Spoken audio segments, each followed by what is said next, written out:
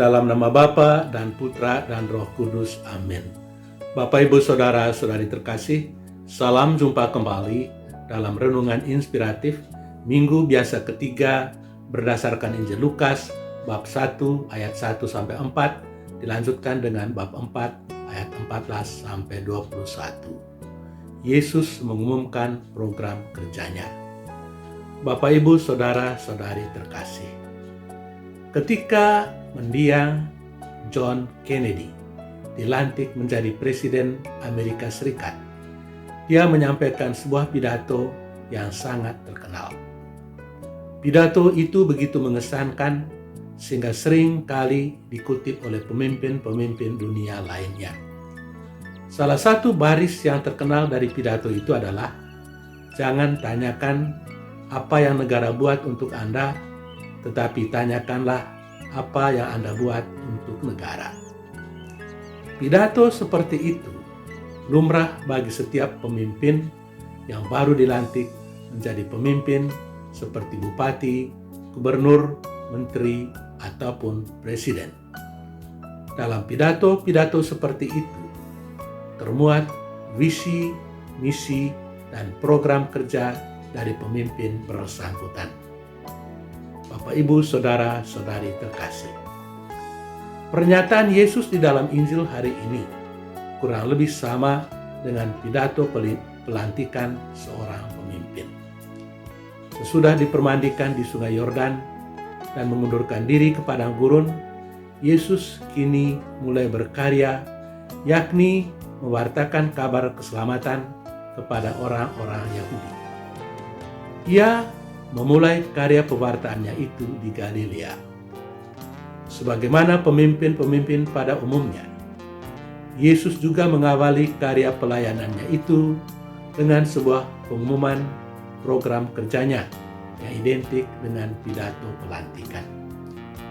Di dalam pengumuman program kerja atau pidato pelantikan tersebut, dia mengemukakan visi, misi, dan program kerjanya selama berada di bumi ini. Bapak, Ibu, Saudara-saudari terkasih, dalam pidato singkat itu, Yesus mengutip kembali ramalan Yesaya tentang dirinya. "Roh Tuhan ada padaku, oleh sebab itu Ia telah mengurapi aku untuk menyampaikan kabar baik kepada orang-orang miskin, dan Ia telah mengutus aku untuk memberitakan pembebasan kepada orang-orang tawanan, penglihatan bagi orang-orang buta, untuk membebaskan orang-orang yang tertindas, dan untuk memberitakan tahun rahmat Tuhan telah datang."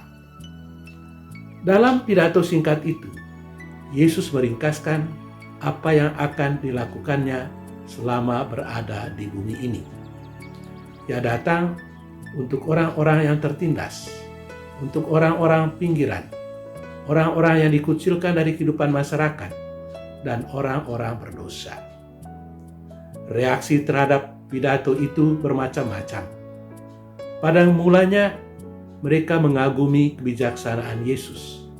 Namun, kemudian mereka berpikir bahwa bagaimana mungkin kebijaksanaan seperti itu bisa berasal dari seorang anak tukang kayu. Karena itu, pada akhirnya mereka menolak Yesus.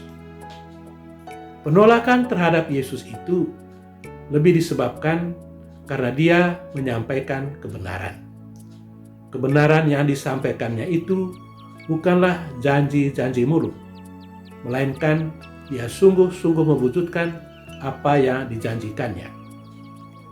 Ketika dia menjatuhkan pilihannya kepada orang-orang miskin dan tertindas, maka dia sungguh-sungguh membela mereka.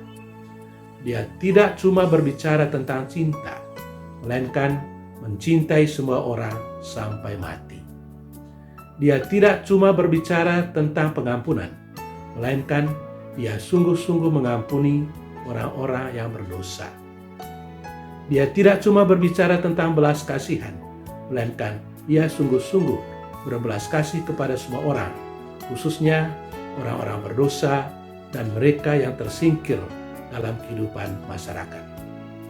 Semua itu membuat Yesus menjadi pemimpin yang dicintai oleh orang-orang Yahudi karena dia tidak cuma mengajar tetapi juga melakukan apa yang diajarkannya.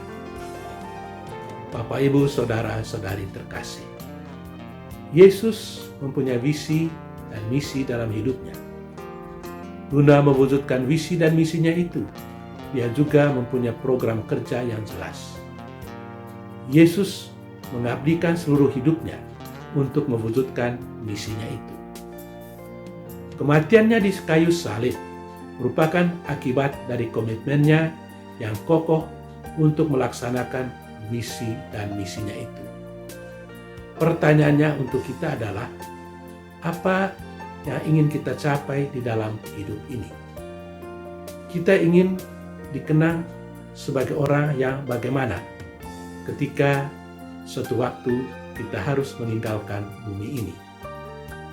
Mudah-mudahan setelah kita meninggalkan bumi ini, orang memberi kesaksian bahwa kita adalah orang baik, orang yang memperhatikan sesama yang menderita, orang yang selalu menolong orang-orang lain, orang yang suka mengampuni, orang yang sabar, orang yang mempunyai banyak sahabat, orang jujur, orang rendah hati, dan lain-lain sebagaimana dikehendaki oleh Yesus di dalam Injil.